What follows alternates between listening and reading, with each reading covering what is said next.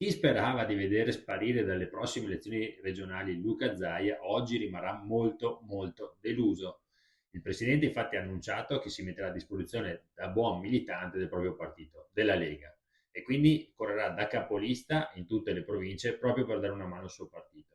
Questa è un'ottima notizia per tutti noi. È una sorta di outing politico dopo le indiscrezioni di stampa, quello del capogruppo Lega-Liga in Consiglio regionale Alberto Villanova nei confronti di Luca Zaia. Il governatore uscente quindi avrebbe detto di sì a Matteo Salvini, mettendosi da militante a disposizione del partito. Facile che a questo punto, nello stesso simbolo del carroccio alle regionali, compaia la dicitura Zaia al posto di quella del capitano, per i leghisti il modo migliore per massimizzare i consensi.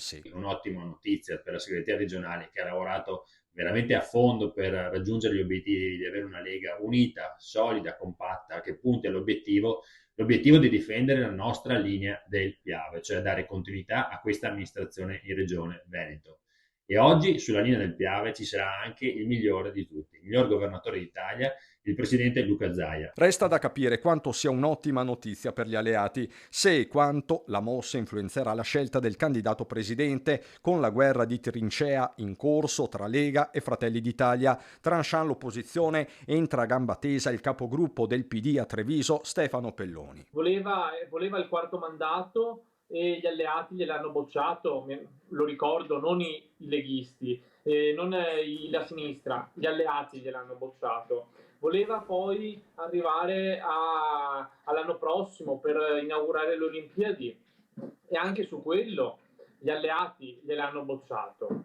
E allora poi alla fine voleva la lista Zaia almeno, e anche quella gli alleati gliel'hanno bocciata sonoramente, e alla fine l'unica cosa su cui può sindacare in casa sua è almeno la candidatura a capolista in ogni circoscrizione.